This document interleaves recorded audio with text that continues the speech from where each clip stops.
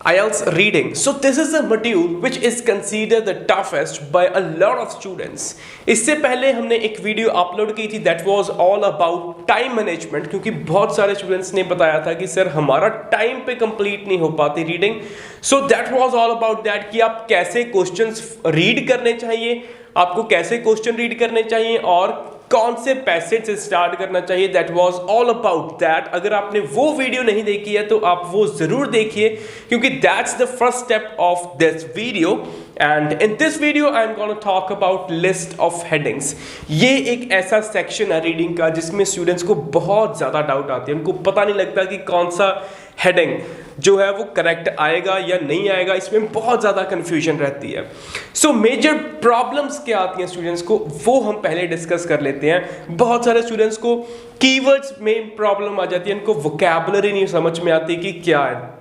ठीक है. और सेकंड प्रॉब्लम ये आती है कि दो हेडिंग्स ये बहुत ही ज़्यादा कॉमन प्रॉब्लम है जो बहुत सारे स्टूडेंट्स को आते हैं कि वो दो हेडिंग्स में कंफ्यूज हो जाते हैं. ठीक है, कि ये भी हो सकती है और ये भी हो सकती है. अगर आपको ये प्रॉब्लम आ रही है तो इस वीडियो को लास्ट तक जरूर देखिएगा. तो आज हम इस वीडियो में क्या चीजें डिस्कस करेंगे. सबसे पहले हम डिस्कस करेंगे हाउ टू रीड. ये एक पहला स्टेप है कि हमें रीड क्वेश्चन को, जो लिस्ट हमें दी जाती है उसको रीड करना कैसे है, क्योंकि बहुत सारे स्टूडेंट्स एक बार रीड कर लेते हैं उसके बाद फिर भूल जाते हैं कि क्या क्वेश्चन क्या ढूंढ रहे हैं हम.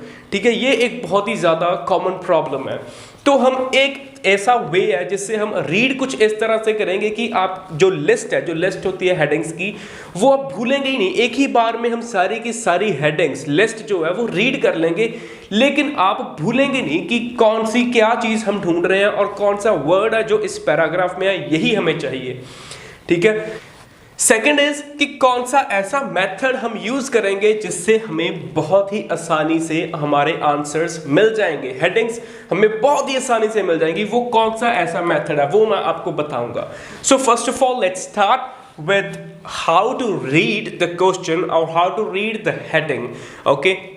Before starting guys, if you are new on my channel, consider subscribing and do not forget to press the bell icon so that you can get the latest updates. So guys, यहाँ पे हमने list of headings पूरी की पूरी लिख ली है. अब देखते हैं कि हमें रीड कैसे करना है. सबसे पहला जो पॉइंट है that is how the reaction principle works. Second is the impact of reaction principle, writers theory of reaction principle. तो यहाँ पे बहुत ज्यादा जो कॉमन पूरी की पूरी लाइन रीड करने की जरूरत नहीं है, क्योंकि बहुत चीजें कॉमन है. हमने क्या देखना है, how the reaction principle works. ये काम कैसे करता है, how the reaction principle works. ठीक है. सेकेंड है द इम्पैक्ट. बस ये चीज देखनी है कि इम्पैक्ट. यहां पे हमें देखना था हाउ कि कैसे काम करता है, यहां पे देखना इम्पैक्ट की रिएक्शन प्रिंसिपल का इम्पैक्ट क्या है. राइटर्स थ्योरी, बस ये चीज ध्यान में रखनी है. थ्योरी किसकी है, राइटर की. अनडेवलपमेंट फॉर सेंचुरीज, यहां पे सिर्फ ये वर्ड का दिमाग में रखना. अनडेवलप्ड, कोई चीज है वो बहुत सालों तक, सेंचुरीज तक अनडेवलप्ड थी, डेवलप ही नहीं हुई. फिफ्थ क्या है, द फर्स्ट रॉकेट्स. यहां पे हमने ये चीज बस दिमाग में रखनी है कि फर्स्ट, पहली चीज की बात हो रही है कि पहला रॉकेट. सिक्स्थ क्या है, the first use of steam. यहां पे भी सेम ही है, फर्स्ट, लेकिन यहां पे स्टीम की बात हो रही है. फर्स्ट स्टीम, फर्स्ट रॉकेट, पहला रॉकेट और पहली स्टीम. नेक्स्ट क्या है, रॉकेट्स फॉर मिलिट्री यूज. यहां पे हमने ये चीज दिमाग में रखनी है, मिलिट्री यूज. जो रॉकेट है मिलिट्री यूज के लिए, मिलिट्री यूज वाले रॉकेट, मिलिट्री यूज दिमाग में रखना है बस. नेक्स्ट है डेवलपमेंट्स ऑफ फायर. यहां पे ऊपर हमने पढ़ा था अनडेवलपमेंट, अनडेवलप्ड, यहां पे है डेवलपमेंट्स किस चीज की, फायर की. व्हाट्स नेक्स्ट, यहां पे ये क्वेश्चन मार्क लिखा हुआ है, क्वेश्चन मार्क डाला हुआ है, ये दिमाग में रखना है कि क्वेश्चन मार्क है. किसी पैराग्राफ में बताया गया होगा कि आगे क्या होगा. ठीक है. तो आई होप कि ये चीजें अब आपको रीड करने के बाद, अब आप जब पैसेज रीड करेंगे तो ऑटोमेटिकली ये जो कीवर्ड्स हैं ये आपके माइंड में स्ट्राइक करेंगे. अभी मैं आपको दिखाता हूं पैसेजेस, फिर आपको समझ में आएगा कि एक ही बार में रीड करके आपको ऐसे लगेगा कि हमें याद नहीं है, हमें वर्ड्स भूल जाएंगे, लेकिन एक ही बार रीड करना. How, impact, theory, undeveloped, first rocket, first steam, military use, developed fire, what's next. ठीक है बस, and all the thing has been stuck in your mind, सारी चीजें तुम्हारे माइंड में आ जाएंगी। और जब पैसेज रीड करेंगे, जब पैराग्राफ ए रीड करेंगे, तो जो वो चीजें हम रीड करेंगे, इससे रिलेटेड वर्ड कोई भी आएगा तो हमारे माइंड में स्ट्राइक होगा कि हाँ ये पढ़ा था मैंने। तो अभी देखते हैं कि ये कैसे होगा। So now the question here is that how to read the paragraph। बहुत सारे स्टूडेंट्स फर्स्ट 2 लाइन्स और लास्ट 2 लाइन से आंसर फाइंड आउट करते हैं, लेकिन उनके भी बहुत बार गलत हो जाते हैं। और बहुत सारे स्टूडेंट्स की ये डाउट है कि हमें इस मेथड से तो मिलते ही नहीं आंसर्स, तो हम क्या कर सकते हैं। सो गाइज, अगर आप फर्स्ट 2 लाइन्स और लास्ट 2 लाइन से आंसर फाइंड आउट कर रहे हैं, इफ यू थिंक दैट ये मेथड आपका टाइम सेव कर रहा है, देन यू आर रॉन्ग, क्योंकि आप भी पूरे का पूरा पैराग्राफ रीड कर रहे हैं। मैं अभी आपको बताता हूं कि कैसे। फर्स्ट सेक्शन जो है that is list of headings, second section है ट्रू फॉल्स। फॉर एग्जांपल, आपने लिस्ट ऑफ हेडिंग्स के लिए फर्स्ट 2 लाइंस और लास्ट 2 लाइंस एक पैराग्राफ की रीड कर ली, और उसके बाद जो नेक्स्ट सेक्शन है ट्रू फॉल्स का, उसका भी आंसर उसी पैराग्राफ में है। तो आप जो वो आंसर है ट्रू फॉल्स का, वो तो बीच में होगा उस पैराग्राफ के, तो उसके लिए आप फिर से ढूंढेंगे पूरे का पूरा पैराग्राफ, फिर आप स्किमिंग करेंगे, ठीक है। और ये वर्ड जो आप सोचते हैं कि स्किमिंग, स्किमिंग क्या है? स्किमिंग एक वर्ड ढूंढना नहीं होता। Skimming is not like that you are just finding one word. Skimming होता है कि बहुत तेज रीड करना, ठीक है, और जहां से आपकी फिंगर जो है एक बार निकल जाए, वो चीज आपको समझ में आनी चाहिए, उस चीज को कहते हैं स्किमिंग। स्किमिंग की आपको प्रैक्टिस करनी पड़ती है, ठीक है। Now let's just see that how we can find out this answer.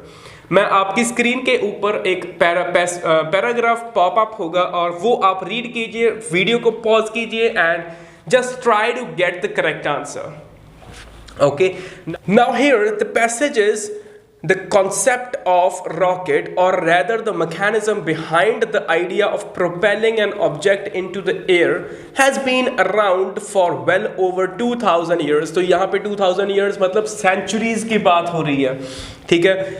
However, it wasn't until the discovery of the reaction principle, which was the key to space travel and so represents one of the great milestones in the history of the scientific thought, that rocket technology was able to develop।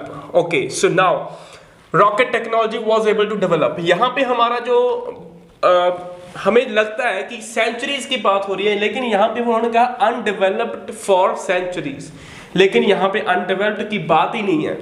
यहाँ पे बात क्या हो रही है, उन्होंने कहा है कि रिएक्शन प्रिंसिपल की वजह से क्या हुआ, एक which was the key to space travel increase हुआ, ठीक है, space travel, and so represents one of the great milestone in the history of scientific thought that rocket technology was able to develop, ठीक है। Reaction principal की वजह से rocket principal जो है, रॉकेट टेक्नोलॉजी वो डेवलप होनी शुरू हो गई। तो ये क्या हुआ, ये हुआ उसका इम्पैक्ट। सो हमारा आंसर आएगा जी सेकंड, ठीक है, गॉट इट। तो हमने ये एलिमिनेट कर दिया, इसे कहते हैं एलिमिनेशन मेथड। तो इस चीज की बात नहीं हुई, हमें सेंचुरीज मिला, वर्ड सेंचुरीज मिला, लेकिन अनडेवलप्ड नहीं मिला, लेकिन इंपैक्ट की बात पूरी हुई है, the impact of reaction principle. Reaction principle का इंपैक्ट क्या है कि जो रॉकेट टेक्नोलॉजी है वो डेवलप हुई, ठीक है। अब नेक्स्ट पैराग्राफ देखते हैं।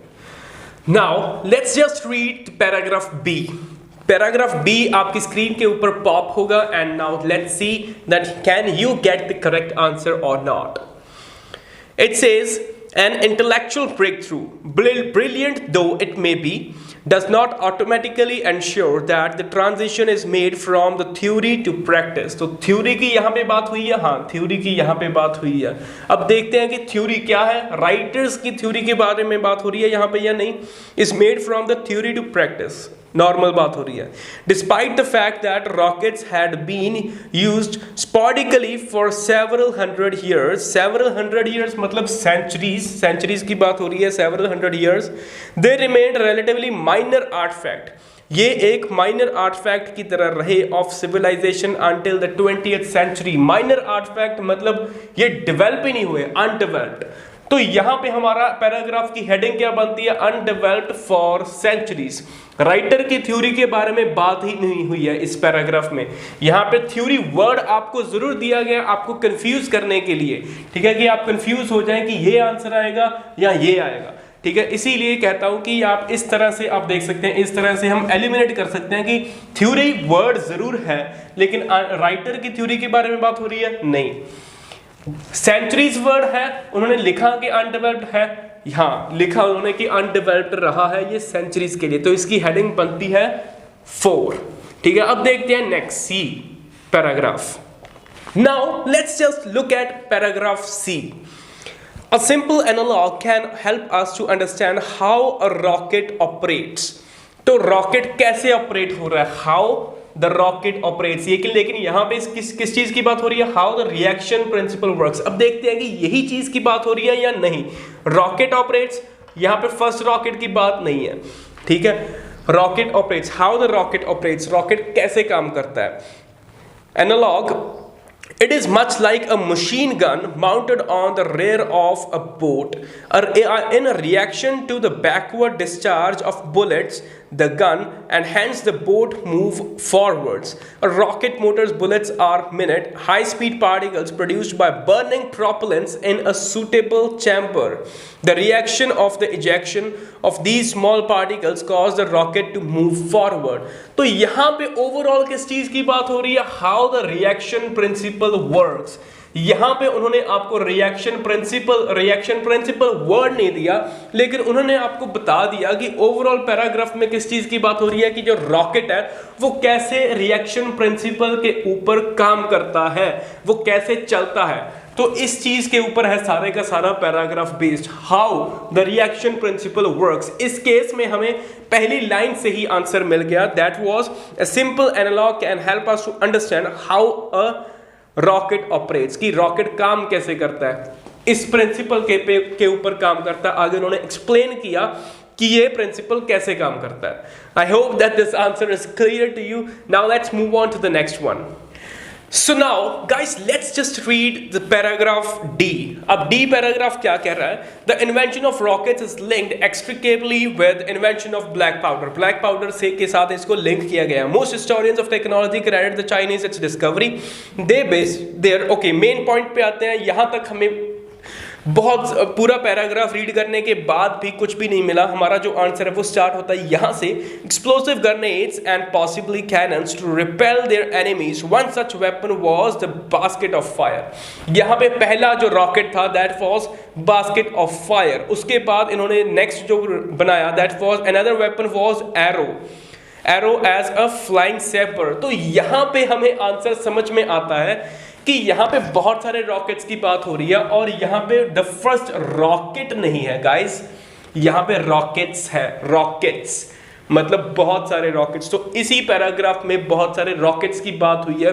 अगर आप स्मार्ट हैं, इंटेलिजेंट हैं, तो आपको पैराग्राफ रीड करने की भी जरूरत नहीं है।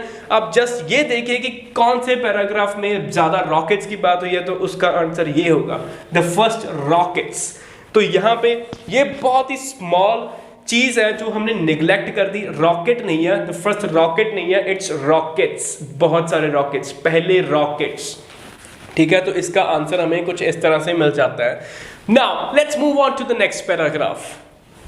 E paragraph says that it was not until the 18th century that Europe became seriously interested in the possibilities of using the rocket itself as a weapon of war and not just to propel other weapons. ठीक है, prior to this rockets were used only in pyrotechnic displays.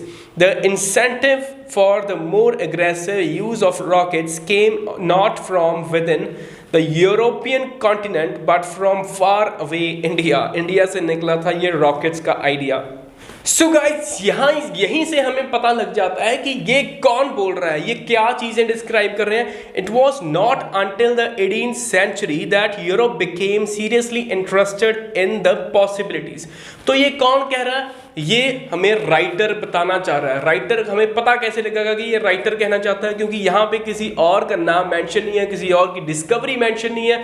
वो एक theory, वो एक चीज बताना चाह रहा है। क्या बताना चाह रहा है? It was until not until 18th century, कि 18th century तक नहीं था that European became interested, European interested हुए possibility of using rockets itself as a weapon of war and not just to propel other weapons. ठीक है, prior to this, इससे पहले rockets were used only in pyrotechnic displays. जो इससे पहले जो rockets use किए जाते थे वो पायरोटेक्निक डिस्प्लेस में यूज किए जाते थे, ये राइटर हमें बता रहा है, ठीक है। The incentive for the more aggressive use of rockets came not from within the European continent but from far away India, ठीक है। यूरोपियन कॉन्टिनेंट से नहीं आया था ये आइडिया रॉकेट्स को वॉर में यूज करने का, ये कहां से आया था, ये इंडिया से आया था। तो ये थ्योरी कौन हमें बता रहा है, ये राइटर हमें बता रहा है, ठीक है। The writer's theory of the reaction principle. तो इसका पैराग्राफ, इसकी जो हेडिंग है